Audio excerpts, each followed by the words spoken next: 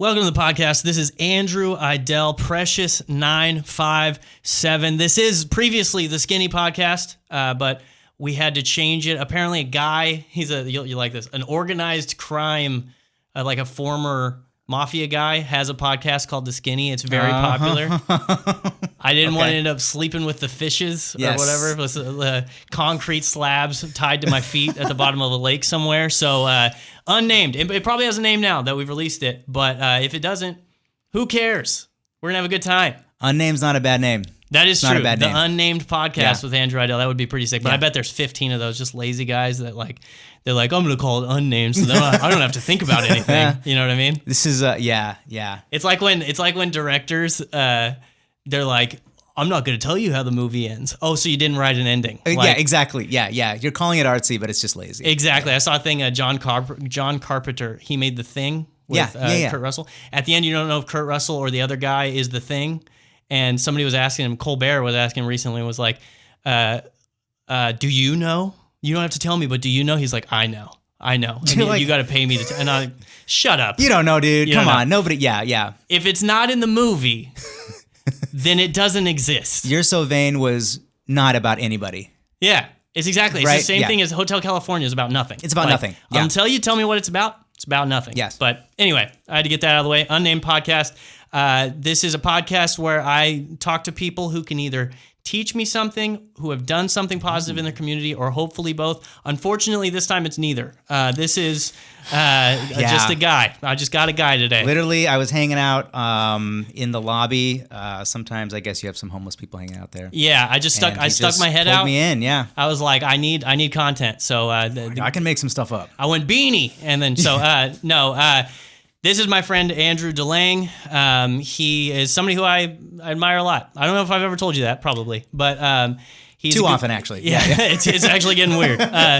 He's done a lot of things. He's his job. You're an animator. Yes. He is Are you? So, do you consider yourself a background animator or just an animator? Ooh, I'm a background artist. Because you don't animate it. Yeah. I don't actually animate it. Yeah, in the realm of animation, most of what is done before the actual animation is, people don't realize, it's like there's background art, there's character design, there's prop design. Mm-hmm. It's like all this development that happens. And then typically the hard part, which is the animation, is done overseas by somebody. Yeah, so it's not, a lot of people see it and they think that one guy's drawing the whole scene and stuff, but it's a group of... Huge team. Yeah. So we don't want to run through all your credits. I don't want you too confident during this. So many of them. They're just notably, this is the one that gets everybody's eyes big. You worked on the first 2 seasons of Rick and Morty. Sorry, this is not, it's a rise. I'm sure it has nothing to do with Rick and Morty. Did you think you wore your Rick and Morty shirt today? Nope, not here either. Sorry, yeah. He didn't bring any merch, unfortunately, but he was on the first 2 seasons. He did background animation for the first 2 seasons of Rick and Morty, 2 of the best seasons, by the way. That's what everybody says, yeah. And he also, right now, currently is working on the Fox show Crapopolis. Yes. And I've heard it's great. I haven't seen it yet. I've heard it's great, too. We're on season 3, which is really weird. Yeah. You guys flew.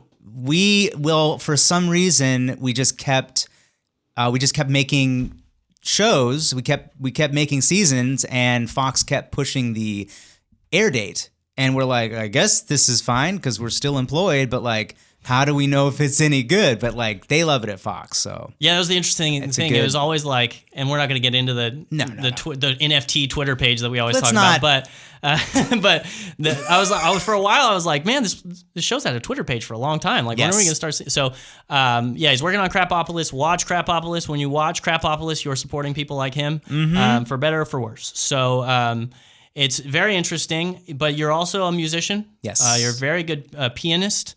Keyboardist, and you're a good musical mind. You know musical theory very well. And I think I find that with piano players more so than pretty much any other instrument. Like, you have to know the theory around it, right? Yes.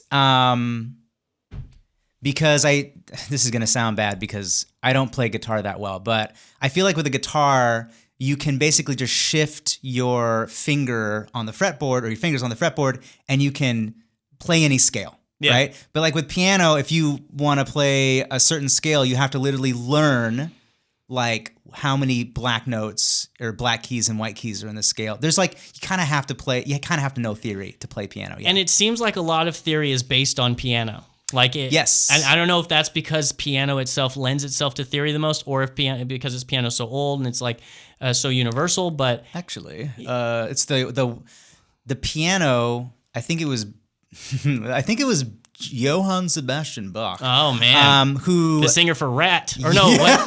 No, it's Skid Row. The singer for Skid Row. Yes, exactly. That guy. Huge on theory. That guy. Yeah. No, he developed. All right, I don't know if it was him, but one of these old like Baroque dudes basically developed what's called like the tempered scale, which is like our sort of half-tone scale that we have. So like the C to the C sharp to the D to the D sharp to the E to the F, all that is a specific kind of scale that was developed because it's easy to modulate. It's easy to go from one like key to another key, and all the notes harmonize together. And in order to do that, actually all the notes have to be slightly out of tune with each other, it's very interesting. That's interesting, yeah. So that's the reason why all our music today is based off of that scale. It works really, really well. It's those guys that like work on a different frequency. Like I probably would have, he probably speaks a different language than me, but if there was some sort of language technology that allowed me to talk to Johann Sebastian Bach, German would be the technology. German? Yeah. German is quite a technology. It's a weird technology. I was in a band with Andrew. I sing, but I don't consider myself a musician, especially when I'm with Andrew's a great great singer. Thank you very much. Incredible singer. That's the only reason I brought him on. We can adjourn. We're going to edit the rest of this out. Okay, yeah. We have to, yeah. I just needed that clip. But I loved learning from all the musicians around me, and I'm most happy about that band because it led me to my friendship with you and my friendship with a couple of the other people that we met in the band. It was great. And then I saw what you're doing in Springville, and this is the reason that I brought you in here, because as we've talked about, this is kind of a community-oriented show. And community is kind of a broad term. Yeah. You can have I'm going to talk to you a little bit later probably about the fact that at this radio station, I'm seeing what we're trying to build as trying to build a community, right? It's like... That's the only way it works. 100%. Yep. You're building a group of like-minded people who can get together in organized ways to enjoy themselves and enjoy each other. And so you were based in LA. You were living in LA for a long time. I think pandemic hit, and then you relocated to Springville. Is that what happened? Yeah, that's a good sort of simplified version. My girlfriend Amber and I have been looking for land for a long time, for years, basically. What was the goal when you were looking for land? To start a cult. To basically just to let's see. We saw a lot in the world that everyone, like society is breaking away from nature more and more, and we're getting like deeper into technology, and we're moving away from farming, and we're moving away from like self-sufficiency and all this stuff. So it's been very important to us to like basically relearn those things. Mm-hmm. And you do that by having some land and by trying stuff out, basically. So, and also we're just people that like to be surrounded by nature. And we like solitude to some degree. You wouldn't know that if you would see us in Springville. But, that's the interesting thing. Yeah, right? It's interesting how things changed. But that was the goal, and that was kind of the dream. And then in the middle of the pandemic, we found land, and it kind of met all our criteria. It had water, had electricity. It was beautiful. It was near enough to LA that we could still like see our friends and that kind of a thing. So we were just like, let's go for it. And we purchased it. And then we decided to move nearby. And the land was in this town called Springville.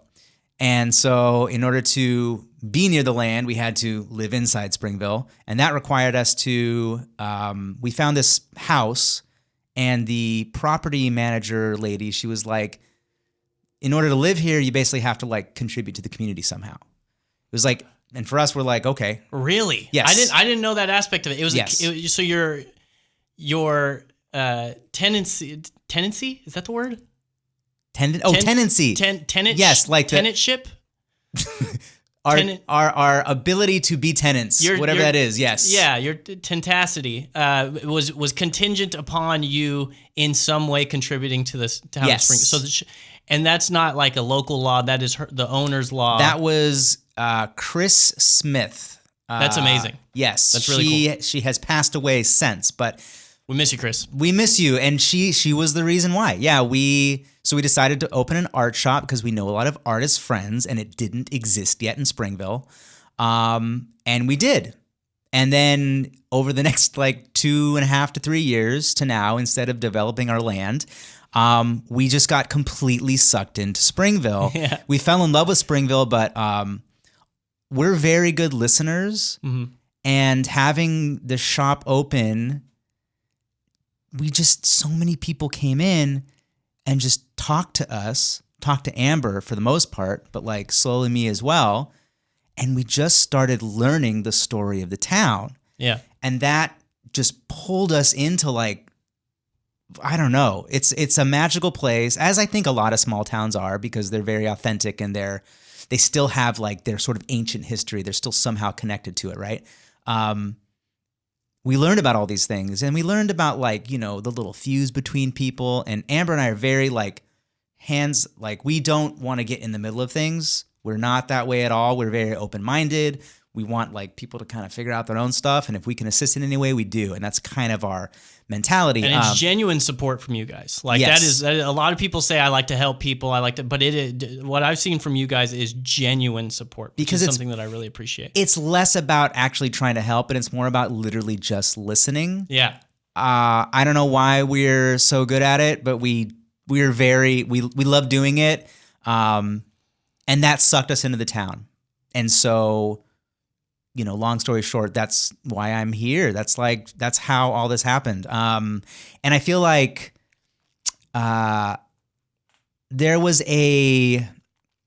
we never made the decision like, oh, we're going to be community people, Yeah. Like it was so natural. It felt so natural, and it felt so good. And also we both have like very specific skill sets that make it easy, or I guess very natural, to kind of do all the things that we've been doing. Well, real quick, let me give a little bit of context. Yes. Just so everybody knows, Springville, California is a small town of how many people?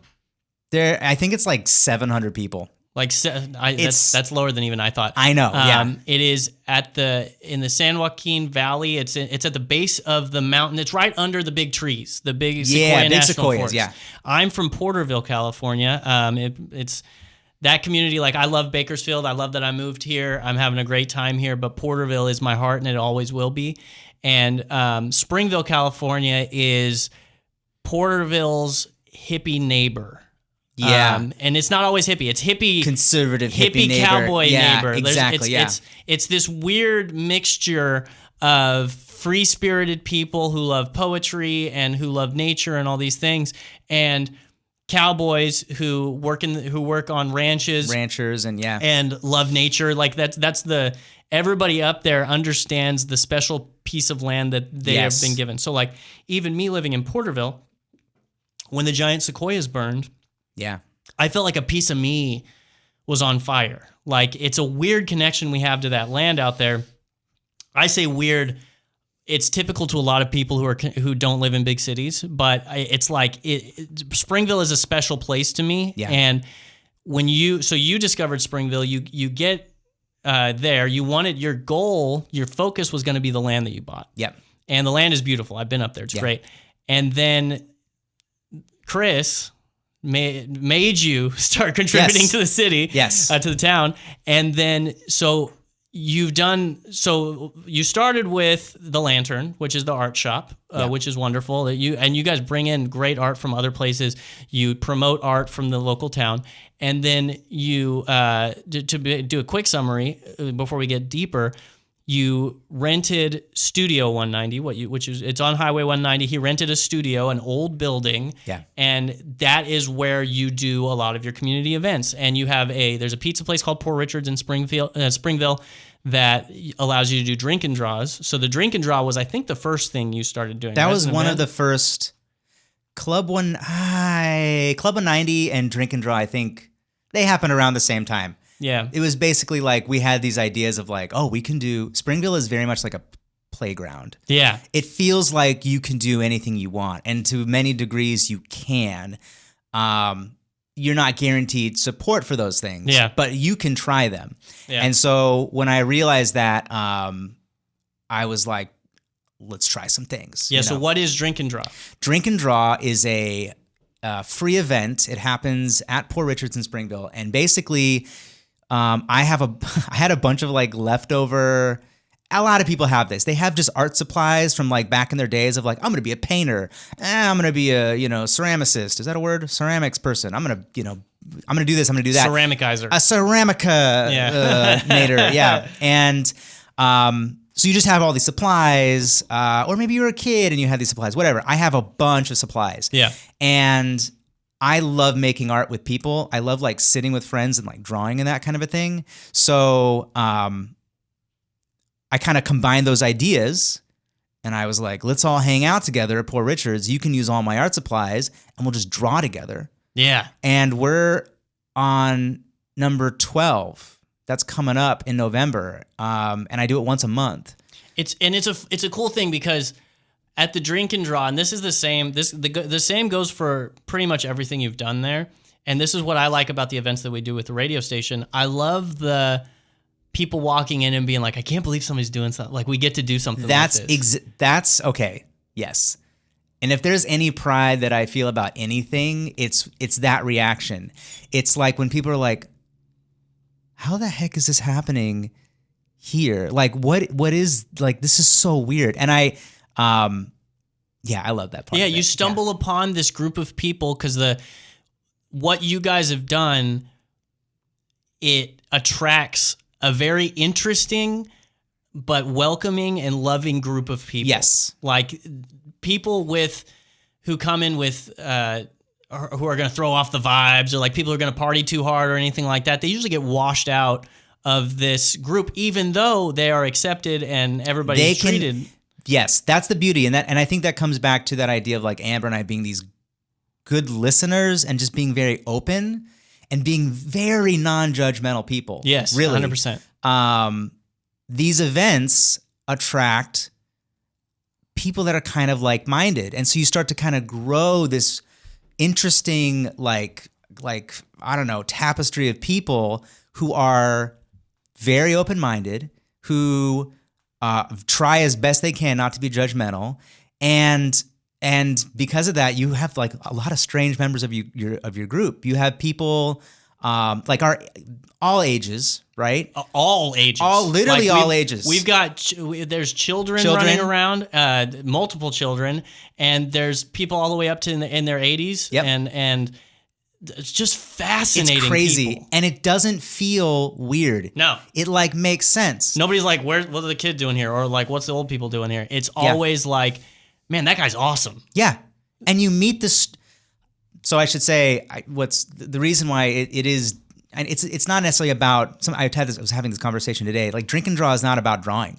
No. A lot of people, it's also not really about drinking. It's just about hanging out. Mm-hmm. It's about making friends. And it's about like making real connections. And those connections aren't necessarily about like, I don't know, politics or like sports. I mean, I guess you can have those connections, but they're really just about like, what'd you do today? You know, like, I don't know, you learn the more interesting parts about a person's life for whatever reason, the drawing and the being like, I don't know, not, because you're sort of half in the conversation and half drawing, you're very open and you're kind of willing to go into like strange places about your life. And like, you just end up having these really interesting conversations and these connections. I mean, I love it. I love seeing it. And that's the point. Club 190 is the same way. That's like our dance party thing that we do. Yeah. We have that tomorrow. Well, I should say Saturday the 28th. I don't know what day. We should say last week. Last week. Because this is you gonna missed release, it. Yeah. You missed it. There's going to be another one coming up, I'm sure. It's okay. But, I will promote this show at Club 190. How about that? Exactly. And then Thank you. I it'll appreciate all work that. out. Yeah. I appreciate that. That's the same thing. Like we've had some big parties at Club 190, and we've also had like some like not a whole lot of people show up, but the people that show up hang out and get to know each other. And sometimes, I mean, there's like a bunch of music blasting inside the studio. Yeah. But everybody's outside just chilling and talking about things they'd never talk about. And then you go inside and you dance, you know? Well, yeah, there's literally like middle-aged doctors with light glasses on, dancing like crazy in little shorty shorts, because it's just fun. Like it's just fun. It's genuine fun, and it's not that crazy party atmosphere. For things that you say that you like the one last week, you're calling it the rave. What are you calling it? Something. The enter the rave yard. Enter the rave yard, bro. Ooh, but it's just a joke still. It's like it's not like a rave. Yeah, it's just we're having a good time, and so I think. The way that I see it, kind of drink and draw is the hub. Yes. And everybody does meets feel like the there. hub, yeah. It's almost like the clubhouse meeting. Yeah. And then there's the other stuff that, everybody goes to as they can. Like I make it to as many drink and draws as I can. I've been to like one Club 190 and it was great. You've only been to one? I've only been to one, dude. You're so that's crazy to me. I'm a really big so deal in Bakersfield, so I believe that. Yes, it takes I a lot know for me that, to get out there. So Club 190 is in Studio 190, and you also not confusing at all. You also do yoga there. Yes, and that's like weekly or something like that. Yeah, it's twice a week. Every Tuesday at 6 p.m. we do kind of a more gentle yoga, and on Saturdays at 10 a.m. in the morning we do. You're going to sweat a little bit more. It's more like muscle building kind of a thing. Sick. And is this generally the same group of people are coming to this? No, kind of. Like the community that's building around yoga is different from the community that's building around like drink and draw and around Club 190. Like all of those are different people. And that's interesting. It's very interesting. Yeah. But like there's a little bit of crossover, to some degree, but like you're talking about building community with this radio station, and I think like something that you learn along the way is it's not something you try to do. It's actually the only way to succeed. Yeah, you have to build. People come to yoga to hang out with people they know. You know, it's not just like I'm coming to work out. It's not just like I'm coming to like whatever, relax or meditate or whatever it is. They're coming because they love the group. At Drink and Draw is the same way. People start to come more and more often, I think, because like you were saying, they know the type of people they're going to hang out with there. When I go, I'm never excited to drink or draw. Yeah. I'm not either. I don't like saying I can't draw. I historically have not been able to draw. Yes. I haven't cultivated. Okay. You know what I mean? Yeah. My mom was an artist, Yeah. and she would get mad at me anytime I said I can't draw. She's like, "You could totally draw. You've just never done it before." Like I believe that. Yeah. So I just always draw stupid, funny also, things. your drawings are. I like your like snark marks art. Yeah. Is very. I don't want to say it's good. Snark Marks is my podcast, by the way, and it's I do really good. post It's super enjoyable. Yeah. Like it's lovely. I don't know how else to say it. Yeah. It's yeah. At first, it was like I was. You got a style. I was doing really simple things, and I was telling you, so bad it's good. Like it was intentionally. Yes. I can't make it look good and impressive, so I'll make it look bad and funny. Right. And those were, I think, pretty effective in certain ways. And then I bought an iPad, and like I can draw with the iPad, and they're not the most impressive drawings in the world, but they have my style. But they're unique. Exactly. They're perfect. Yeah. But I have to give credit to you because you kind of inspired a lot of that. Ooh. Like that's how I watched you do Photoshop for like 5 minutes, and I was like, I got to get an iPad. Like I got to learn how to do this. Yeah. And because the way that his job, he is a Photoshop wizard. Like you're amazing at Photoshop. I am. I'm the best. His dad bought him like the first version. I like that you know this story. Right? Yes. It's a legend. It's a local legend. So yeah, and I really like that. When I go to your events, I am going because I am excited to see the people that are going to be there. Yes. And I like that something like that exists. So a lot of the reason that I drive an hour and 20 minutes every time I go, and it's, that's a long ways, and I get home really late. Sometimes I get home at 4 a.m, but like, sometimes I crave those people and what you're building out there.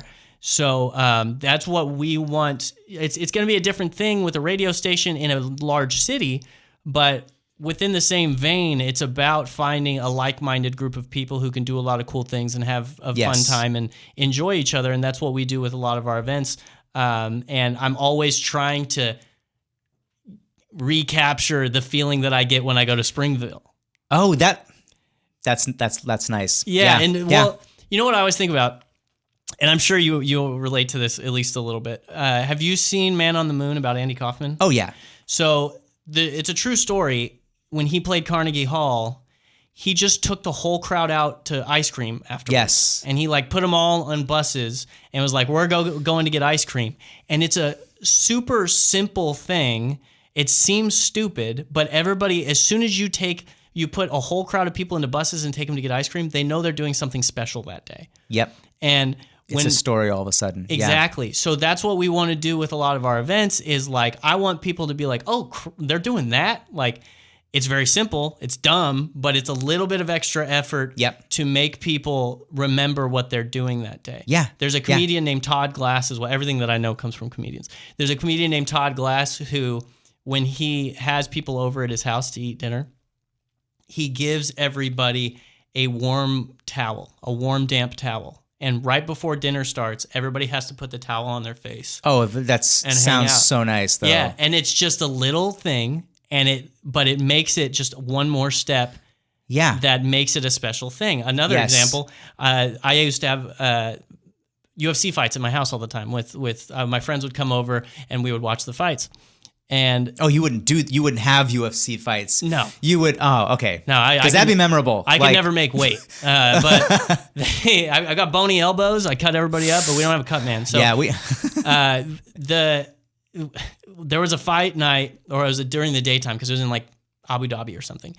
And so I called all my friends. I said, we're going to have brunch fights. So we're going to have mimosas. But the one thing, everybody has to wear a collared shirt to my house. Just why? Just because it's a thing. It makes it. What do they say? It's a vibe is what they say. Yeah, that's what they say now. But it makes it a thing. It makes it an event. It makes it special. People always remember brunch fights now. Yep. They talk to me all the time about it because it's so stupid. Like a bunch of dudes showing up to a house in collared shirts. It's the greatest thing. It's so funny because so much of the motivation, I have a lot of ideas for Springville events that I don't execute because I think they're just too ridiculous. Yeah. You know how many times at this radio station they say, Andrew, just because it's funny doesn't mean we should do it. but some you should like that. Yeah. And that's kind of that's the sort of tightrope that you are walking is like, you want to make sure it's not so ridiculous that, people are like, what the heck is this? But at the same time, you want there to be some level of like you're saying, like collared shirts or damp towels or just something that hasn't been done, basically. Exactly. Add an element of something that hasn't been done that takes away a little bit of the, like, oh, I'm going to a nice party and I have to look a certain way and be a certain way and I have to present myself a certain way. Like, when you add a little element of everyone has to do something ridiculous, then it pulls them out of their comfort zone. That's actually... It's like drink and draw literally is. Like 100%. Half of those people, 80% of those people do not consider themselves artists in any way. But and they kind of feel like it's silly. Like they'll draw things. Most people draw things as jokes, it seems, actually. Yeah. Like as something that's kind of awkward and strange. But like it brings you out of your comfort zone. 100%. And everybody else is there too. And all of a sudden it's like, ooh, like it's memorable, but also like the friendship part of it, like the connection. 100%. You remember it together, Yeah. It's like when somebody invites you to a wedding and you're gonna go to this wedding, you find out it's at 4 p.m. and you're like, okay, so everybody dresses nice, ceremony, the bridal shower dances in for some reason. We do the reception, everybody duck dances, and we play apple bottom jeans, and then everybody leaves. That's every wedding. Yep. But then you have a wedding that's a little bit of a curveball. Like our friends had a wedding that was a surprise wedding. They invited all their friends out somewhere. And they were like, hey, surprise, you're at our wedding. And that was amazing. And then funny. I heard about somebody recently who had like a brunch wedding. Yeah. Where everybody shows up at 10. there's not this crazy party. You drink mimosas and everybody has a good time and there's brunch foods and then everybody leaves by 1 and goes about their day. Right. And it's a little bit of a curveball. And I think that's something that anybody listening, if they want to learn about building something or being memorable, it's the curveballs that people are going to remember. Yeah. The worst thing that you can do is what everybody else does.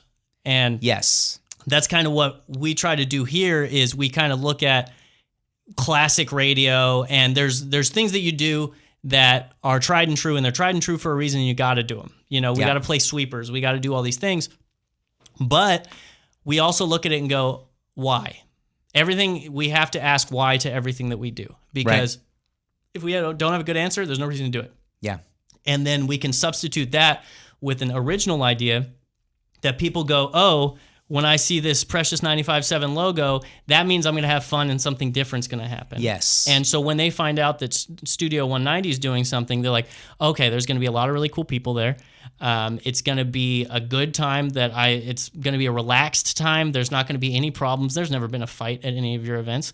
And I don't think there ever will be. And that is what I really admire about what you've done. We got to wrap up soon, but one thing I want to ask you, the last thing I want to ask you about is the town hall / open mic that you held. Oh, yes. So this is an idea, dog. Perfect. Okay, but that's like, I love that you brought that up because it's like a perfect example of the curveball. Yeah. Because when I called it a town hall, I didn't even know if I could do that. Like, yeah, I was like, is that allowed? Because like our town halls, like locally sanctioned things that you can't. Well, I can do that. Yeah. Because Springville's not incorporated. I'm acting like I know legally why I can, but I don't know why. But basically, people that know things that I don't know told me, actually, it's okay. It's just a little weird. Some people told me it was a little weird. Yeah.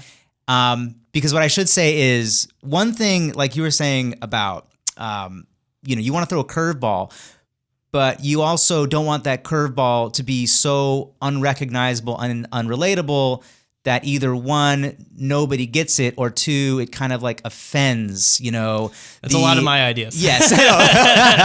You got to be like somewhere in the middle. And I felt like with the town hall meeting, I basically wanted to wake people up. I wanted to call it a town hall to get people interested in it, even in that, like, what is this guy? Who does he think he's, who do you think he is? Like, what does he think he's doing? But at the same time, then to come and be like, oh, this is actually really fun, and blah, blah, blah. But the whole purpose of the town hall meeting, well, I should say, also, the reason I call it open mic was because the joke was that the town hall meeting was the first act of the open mic. So we had a town hall meeting, and then after that, we had other open mics. This is such a good way to get like the people who would never go to a town hall meeting to have a conversation about their community. That's why I love it so much. When I saw the idea, I was like, that's so stupid. But like, it's so stupid. It's so great that it'll get people who aren't going to go to the city council meeting to come in and say something about, I don't like that this is happening, or I really love that this is happening, or I had this idea. Yeah. And so, I got to give you props for that. And the purpose of it was to talk about, and this also relates, is in Springville, there is, I call it classic Springville, and then there's like this new generation, which is like people like me who are kind of moving in, and like a lot of young people that love Springville, but like don't know how to connect to classic Springville. Yeah. And so the town hall meeting was like, how do we connect these people?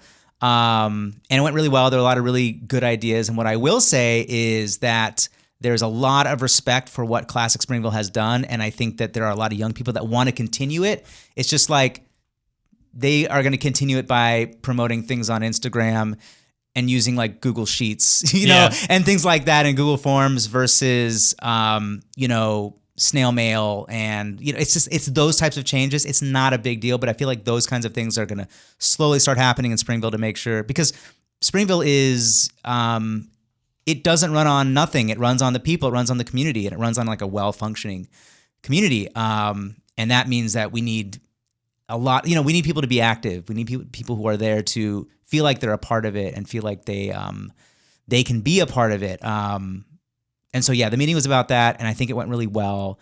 And I think the best part was that there was so much fire. Like there may be like 30 people there, but everybody was like, everyone wants to be a part of Springville. Everybody wants to contribute. They just don't really know how.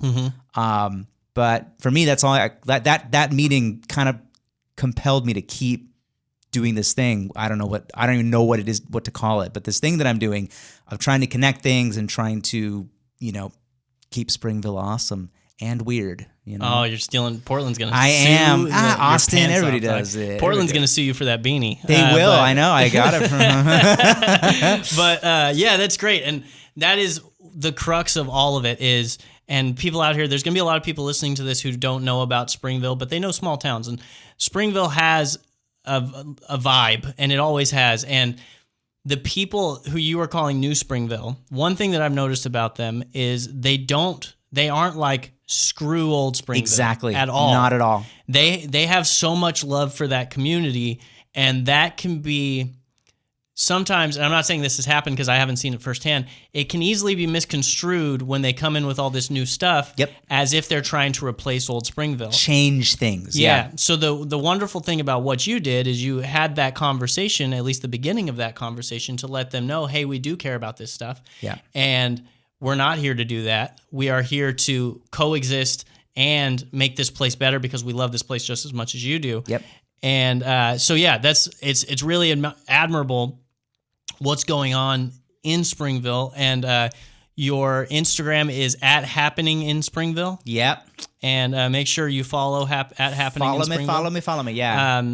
Because you get to see what's happening in Springville. He not only does he post his own events, he also posts what's happening in Springville. He posts about local businesses. He posts about rental properties. He posts about emergency disasters. If you want to know what emergencies Springville's going through, you can just like Bakersfield. Even worse than Bakersfield in a lot of ways. Springville almost floated down the river. Oh yeah, went during the rain at the beginning of this year. It's gonna happen again. Yeah, well, we'll see. I don't want to cross your fingers. Jinx it, yeah. But and you were really helpful in spreading that information. That's where I went. A lot of the time was to you to see what's going on because I was down here in Bakersfield and we were dealing with our own stuff.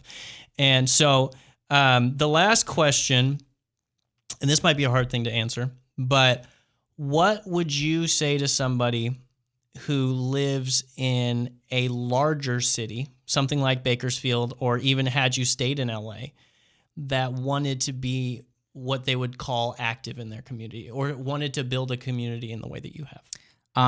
Just move from the city. It's a super easy question to answer. I knew you were going to say that. Just get out. What are you doing there? Not in Bakersfield, though. Stay in Bakersfield. I would say, I have a friend. Her name's Tatev, and she's the best. She made this shirt, and she is a part of this little community in DC called Rhizome. And basically, she to me is an incredible example of someone who found a small group of people that had a similar passion. And often what you're going to find is it's very sort of, even within a city, it's going to be somewhat anti-big city. It's going to be like trying to find a small group of people that have some kind of similar passion, whether it's music or art or I don't know, whatever. It could be anything. And become almost religious about your commitment to growing this community. Yeah. Don't look for online communities. I mean, that's just my thought, but I feel like online communities, it's just sort of like maybe practice for becoming part of a real community, but and sometimes you practice too long. Yes. That happens all the time where I'm going to relate it to comedy. A lot of people want to start doing stand-up comedy, so they write and they want to make it perfect, and they're practicing, and then they never get on stage. Or when they get on stage, they're over-practiced or something. When it comes to broadcasting, when it comes to anything that you're doing, a lot of times it's like, dude, just start doing it. And it seems like what you're saying is start doing it with segmentation. You're not going to unite Los Angeles. Don't ever try to unite a city. Don't look at this again, because you can only really interact with the full city again online. I feel like real community building, if you really want to do it in the old school definition of community way, it means you're going to be hanging out with a bunch of people that you get to know. Yeah. And you have some kind of similar interest with these people, and you're trying to build something with them. And that can grow into something that becomes citywide, but don't try and tackle the city. Don't try and yeah, it's got to start small. And I think that would be, I don't know, the best advice. Start small, look for like-minded, and also you just got to be really, the listening part and the part of like not, I mean, this is what I've learned with Springville is the more you try and make it your thing, it's just going to fail. That's not what a community is. A community is not like an idea that like drives it. It's like literally the people. It's just people. Yeah. And the more that you are open and the more that those people are open, the more that community is very tight knit because there's trust all of a sudden, you know, there's like, you can be authentic, you can be vulnerable, you can be all those things. And you feel like, yeah, also you have to kind of, I feel like you have to be very open to the strange ones. I don't know what to call, like strange to you, people you're not used to being around, people you're not used to interfacing with or having as friends. Like the more that you're open to those kinds of experiences, like people on the other side of whatever pond it is, man, that's, I mean, talk about strength in a community. Like, that's a huge thing. Yeah. Giving people a place to be themselves. Yeah. No matter what that self is, as long That's as a they're great not way to in put there, it. Exactly. as long as they're not harming others and hurting everybody else's experience, obviously. Right. But you can't, there's a point where open-mindedness has, you know, but a lot of people do that because they're trying to be heard. Yeah. Like, you know, they're, I mean, I don't want to go, it's a touchy thing, but again, I just feel like the more that I've been open, the more that people that are typically that way show their true colors, which is actually a person who's much more like me than I would assume. Yeah. Know? And that's what I love. It's like you didn't, as we've discovered today, you didn't move to LA and go, okay, I'm going to get an art shop and I'm going to get a studio and I'm going to do a drink and draw and I'm going to do all these things. You moved to Springville to do what you had planned that didn't really involve a lot of other people because you can, that's all you can really focus on, what I need, because you don't know what the people that you're going to meet needs. And then you get lucky with the lady saying you have to do something for the community.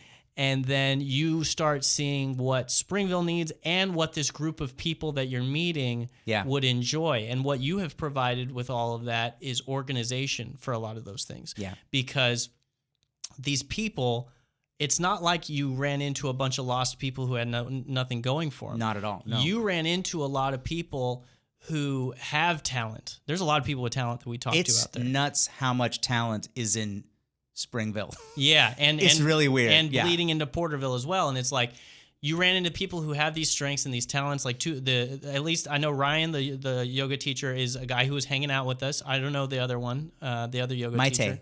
Maite, was she in the group? How did you find her? No, she came to a yoga class and she's like, I can do yoga. Can I please teach yoga? See, and I was like, yes, and she's incredible. Yeah. So you're adding organization to a lot of people's talents and strengths, and you're adding four walls and a roof. It's structure. It's also it's like glue. And I should say that I don't really think about this stuff very often. I know. It just kind of happens. I naturally. remind you of it a lot. Yeah, no, but I'm glad. But like, kind of piecing it together, it's like you have to be. Being glue means you have to adhere to many different things, right? Yeah. And in order to do that, like, and you're also kind of like an information network to some degree. Yeah. And that has been huge in like this whole community building thing because you have, I don't know, if somebody tells me that they want to do something or they have an interest in something, it's very likely I know somebody else now that might be interested in that too. Yeah. You know, yeah. Once you start marrying everybody in the group, then I'm going to have an issue. I can marry. Like I am also not ordained minister. Minister. Once you start having 3, 4, 5, 6 wives. I'd have to have husbands too. Listen, I don't. But not in Springville. Huh. Not. I got lucky. No. No. Yeah. That hopefully. So that because it's you did mention Colt earlier, you know, but I'm just so. If you're in the area ever, go to Springville, stop by the Lantern. You'll get to meet these wonderful people. Come on a Saturday. Saturday in Springville, that's the day. That's the day. Okay. and you Everything's can go- open. Yeah. You can go up to the trees because there's still a lot of them are still standing. Not all can't of them. get- Right now because the flood broke Yes. the roads. Yes. You can be near the trees. You can talk about them. You can be a few miles from the trees. You can talk to the people who've Draw seen the them, trees. yeah. But eventually you'll be able to go back up there, hopefully. Yes. And but just hanging out in the town. It's a cool small place. Go see it. And if you're somewhere where you don't feel like you have a community, sometimes you can just start meeting people. Go somewhere. If you're a musician, go to an open mic. Yeah. If you're an artist, go to like one of those paint parties that people have. Find something that's a community event in something that you're interested in, and meet people. Be nice to people. Be welcoming with people. And if you feel motivated to do so, start building structure around this. Start having events. Start promoting your own show. Start doing all these things if you are in the mood to cultivate a community, because that's something that we need more of. Is that And what you agree? Porterville and Springville right now, it's like there's a scene in them that's kind of on the rise. Like it's a good place to be starting things. You know what I mean? Like it's a good place to be like, It was ripe. It's ripe right now. Yeah. And because it's bringing life to both towns, and something's on the rise. So now's a good time. Like if you're artist, musician, whatever, and you're like, I want to get involved in something, like there's so many things to become involved with now. Yeah. So stay involved. Take care of people around you. Listen is one of the big things that we learned today. That's the one. Yeah. And I just want to thank you for coming. Thank you for having me. Yes. This has been very fun. Yeah, it's been a lot. This is the longest one we've done so far. I hope Sorry. they don't get mad at me because it's supposed to go on the air, but I could talk to you for hours. Follow Andrew Delange on Instagram at Happening in Springville. Follow him first. Follow me second. If your thumbs don't get tired, I'm at Andrew Idell, ANDREWIDELL. I've got a weird name, so I have to spell it sometimes. I got a weird name too. Yeah, Very that similar is true. name. Yeah. That is true. So, thank you for listening. I hope we have a name by now, but we will in the future. And make sure that you subscribe to us on YouTube. Subscribe to us on your favorite podcast app, if only so you'll get notified when we release new episodes. I love you very much. Thank you. And keep listening to Precious 957.